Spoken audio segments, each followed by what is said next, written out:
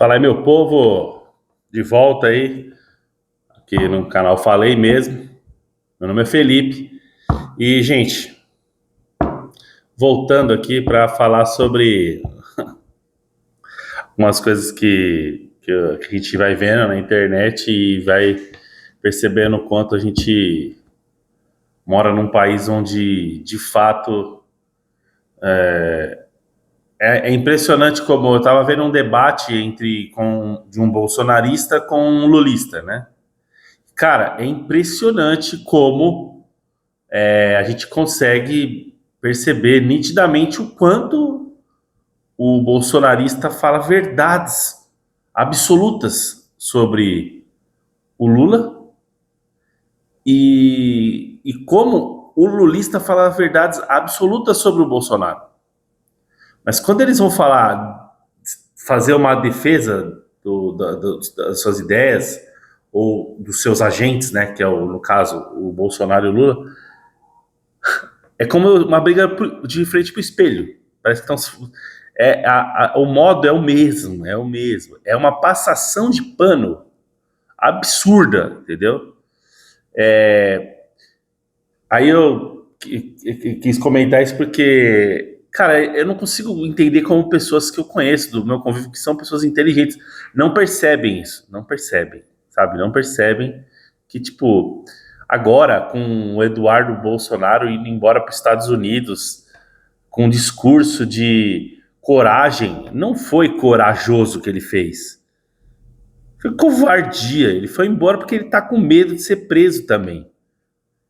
Porque ele sente estão sentindo que o bolsonarismo está derretendo, né? Porque tem muita gente acordando para perceber que esses presos políticos do dia 8 de janeiro, que hoje os bolsonaristas estão pedindo a anistia, não sei o quê, isso não é pelos presos do 8 de janeiro.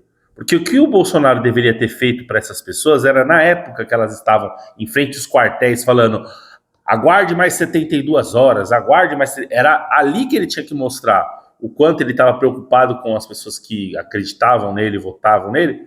Ele deveria ter feito uma coletiva, porque já tinha passado a eleição, o Lula já tinha ganhado, e aí a discussão se valeu ou não. Eu concordo sim que houve, ao meu ver, houve sim a ilegalidade na questão de ministros do STF falando discursos de acabamos com o bolsonarismo, sabe? Isso não pode. Assim, temos três poderes, né? Legislativo, executivo e judiciário. E eles precisam cumprir com os seus papéis. E é nítido que o judiciário ele está cumprindo com tudo, né? Ele não está só fazendo a parte de cumprir leis, ele está legislando, ele está. Então, assim, é nítido, a gente não consegue negar isso, né? Existe sim o autoritarismo hoje no STF. E quem nega isso é tapar os olhos mesmo e fingir demência. Existe, você consegue perceber, né? Esse movimento. Então, eu até acho que a, os bolsonaristas ou as pessoas que são contra o Lula ter algum problema em relação à eleição de 2022 faz parte do jogo. Acho que sim, houve sim aquela questão de tipo, o Bolsonaro não pode falar que o Lula é ladrão, mas as pessoas podem falar, mas o Lula e as pessoas que são do lado do Lula podem falar que o Bolsonaro é nazista, que o Bolsonaro é fascista, que o Bolsonaro é genocida. Tava tudo liberado, né? Teve aquela pré-censura daquele documentário da facada do Bolsonaro pelo Brasil Paralelo. Então, assim, a gente reconhece que houve isso, sim, houve. E você discutir o fato de que a eleição de 2022 teve ilegalidade, querer conversar sobre isso, discutir esse assunto, é democrático, faz parte e não tem problema nenhum com isso, né? Ponto, legal. Não vejo nenhum problema com isso. Agora,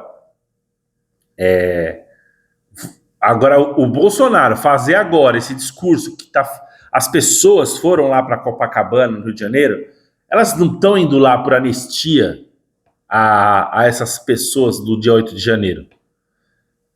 Pode até ser que tenha uma pessoa ou outra lá que esteja pensando dessa forma, mas a grande maioria está indo lá pelo Bolsonaro.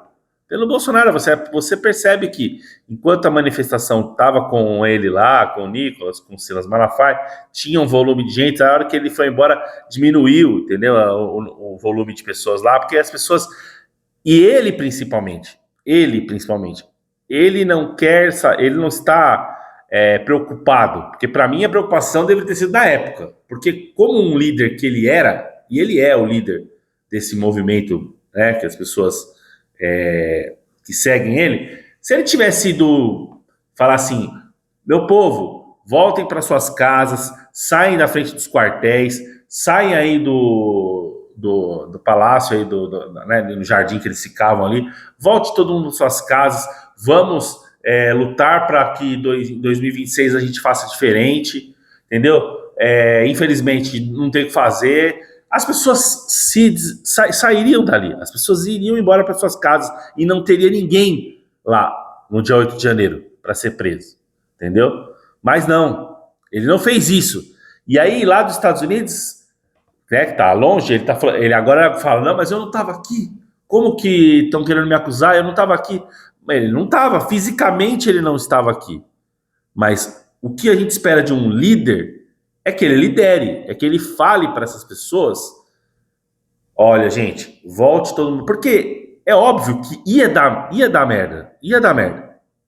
Então, logo, se ele tivesse se preocupado com essas pessoas na época, ele teria feito uma declaração para as pessoas saírem da frente dos quartéis. As pessoas sairiam, elas iriam entender que não tinham o que fazer e voltariam para suas casas e hoje estariam em liberdade.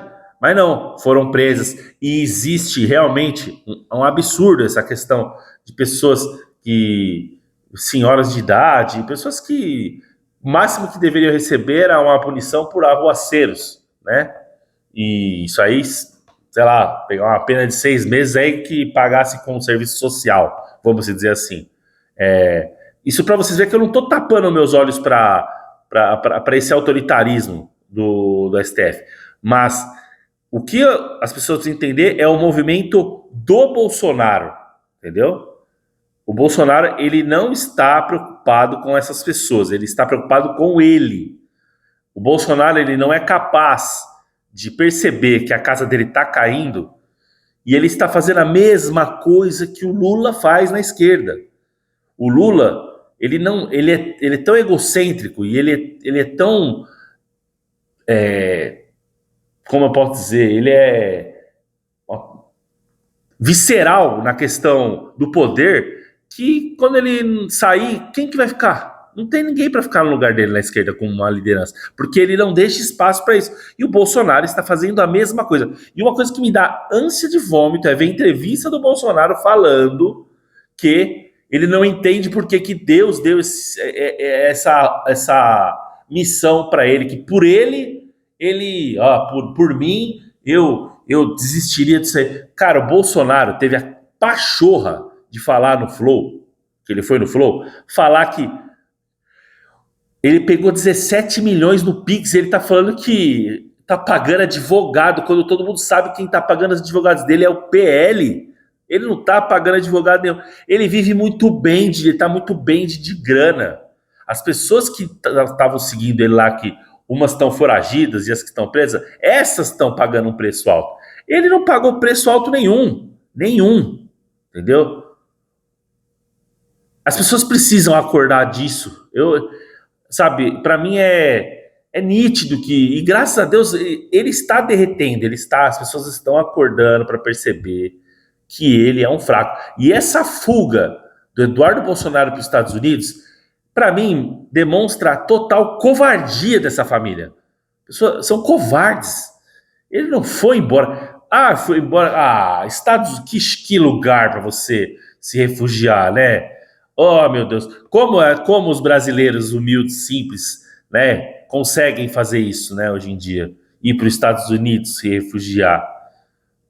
pobre alma Eduardo Bolsonaro, é um covarde, vagabundo, que estava aqui em São Paulo como deputado mais votado, que quando vai falar paulista, fala paulistas, ou seja, fala nem demonstrando que ele tentou levar, a única coisa, a gente tem o grande prêmio da Fórmula 1 de Interlagos, ele tentou levar isso para o Rio de Janeiro, ele tentou tirar um evento importantíssimo de São Paulo, tentou levar para o Rio de Janeiro, entendeu? Eu não nego a força que o Bolsonaro tinha, que agora ele continua tendo uma força, ninguém aqui é cego para falar, mas ele derreteu muito de uns anos para cá, com as pessoas acordando dessa loucura que é, e entendendo o quanto ele é um cara fraco.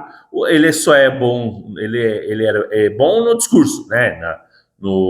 E lá atrás ainda, tá? Antes de ser presidente, quando ele falava sobre não quer estuprar, não quer ir pra cadeia, não estupra, não mata, que você não vai pra lá. Essas coisas aí, concordo. Mas de um tempo pra cá, sabe, as pessoas, graças a Deus, estão acordando e saindo dessa questão. E assim, ao meu ver, a única coisa boa que eu quero falar boa, mas ainda tem até um pouco de receio de usar esse termo, mas uma coisa razoável que o Bolsonaro deixou de herança, talvez tenha sido o Tarcísio. Tarcísio, entendeu? Talvez seja ele, mas em momento algum você percebe o Bolsonaro falar: não tem ninguém, sou eu. Ele sabe que ele não vai. Ele sabe que ele vai ser preso, entendeu? Ele sabe disso. Então, um cara que realmente está preocupado que o Brasil cresça, que o Brasil saia dessa loucura, desse inferno que o PT fez com o nosso país durante esses 20 anos que ficou no poder, ele deveria esquecer da questão dele como um egocêntrico psicopata e deveria falar: para o meu lugar, eu coloco Tarcísio, eu coloco Ratinho Júnior, coloco Zema, enfim, qualquer uma dessas lideranças aí, porque ele sabe que o que ele fala, muita gente vai seguir. E as pessoas não veriam isso como uma fraqueza. As pessoas eu via com hombridade, porque mostraria que, tipo assim, ele é diferente do Lula. Tá vendo como ele é diferente do Lula? Ele não tá pelo poder, ele quer realmente fazer uma transformação e tirar o PT do poder. Mas não é isso. Ele quer voltar para o poder porque o gostinho do poder é uma delícia, né? É muito bom, entendeu? E aí quando ele faz isso, eu não sei por que Deus me deu essa missão, sabe? É mais ou menos com respeito à comparação, mas assim, é uma comparação que se você falar com uma pessoa mais simples, ela não vai entender, então por isso que eu vou usar isso. É mais ou menos como a Tammy Ingretti falar que, pô, se desse, eu também queria ter nascido mulher, mas fazer o quê? Desculpa, quando ela fala isso, e você para pra pensar, não, ela nasceu mulher. Ela nasceu mulher. Hoje ela é um homem trans, e tá tudo certo, Deus abençoe, que seja feliz, mas você entende que você fala, opa, mas você nasceu mulher, você passou um tempo, você se encontrou como um homem trans e tá tudo certo. Mas eu digo, biologicamente você nasceu mulher. E aí, o Bolsonaro é a mesma coisa, que ele fala: eu não sei por que Deus deu essa missão, porque por mim eu estaria. Então faça isso. Faça isso.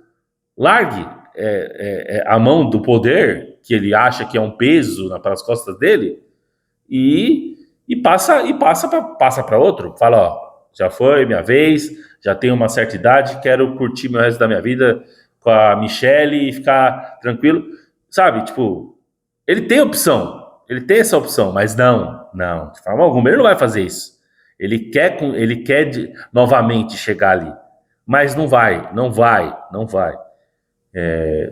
vão deixar e assim,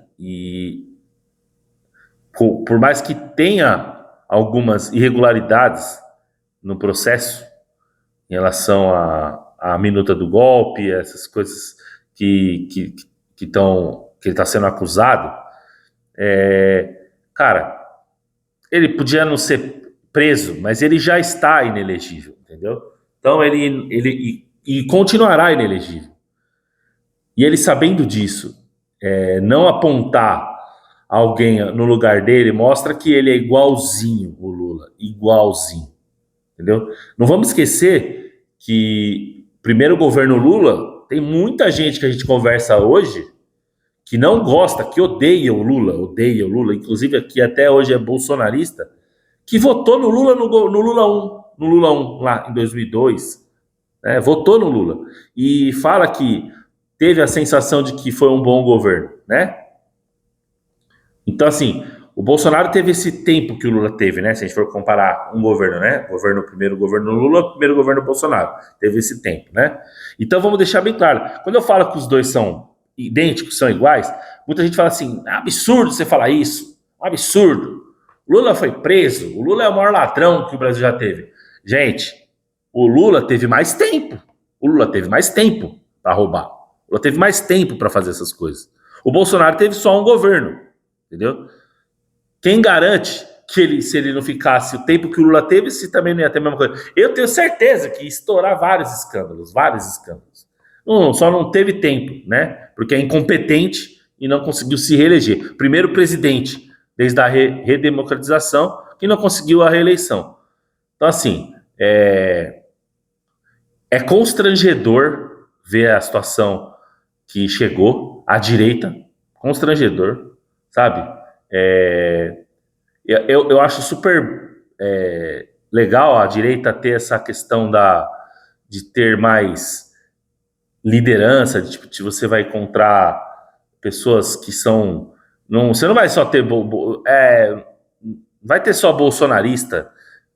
Você tem... Eu acho que a direita é mais espalhada, assim, né? A esquerda é mais centralizada, eles são mais organizados nesse ponto, mas isso não é bom, porque é o que eu tô falando. O Lula saindo, quem que vai estar no lugar? Eu acho que um segundo lugar da esquerda hoje, que eu poderia colocar como o Boulos, eu tenho certeza absoluta que se eu fosse colocar um segundo lugar hoje na direita, a gente poderia pensar exatamente no Tarcísio, por ser o governador do estado mais, né, tem mais relevância no Brasil, que é São Paulo, que tem o maior número de eleitores, inclusive.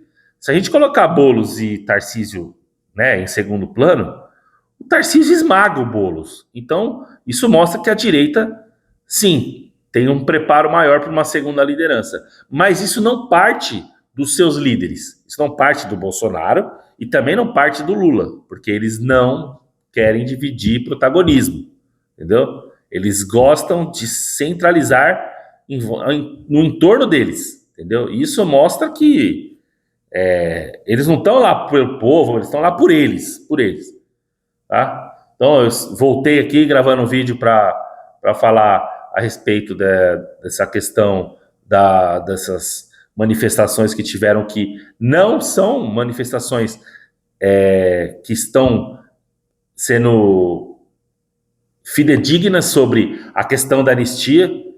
Pelos manifestantes numa parte sim, outras entendem que realmente é pelo Bolsonaro mesmo, e as pessoas batem no peito, que é isso mesmo, é Bolsonaro, e aí não tem o que fazer, porque a pessoa já entrou ali, e aí não tem mais como você tirar essa lavagem cerebral que já foi feito nela. Mas as pessoas que acordaram disso entendem que essas manifestações é para dar anistia para ele, o negócio é para ele, né? Ele teve a oportunidade dele de tirar essas pessoas de frente na frente dos quartéis, e a gente não esquece de quando escutava, calma, tem mais 72 horas, calma, tem mais 72 horas, entendeu? Isso aí a gente não esquece. Então, se inscreva no canal, curte, compartilha. Se não concorda, deixa comentário. Vamos debater isso aí, porque para mim não tem problema. Eu não sou uma pessoa que, na minha visão, eu tô com razão. Essa é a minha opinião sobre isso. Tá? Cara, eu falei mesmo, é a minha opinião. É o que eu enxergo, entendeu? Se alguém me ouvir e fizer uma reflexão e concordar, legal. Se não, eu não estou aqui para que todos concordem com o que eu falo. Essa é a minha opinião sobre as coisas, é como eu vejo as coisas. Então, deixa o like aí, curte, compartilha, comenta aí e bora, falei mesmo.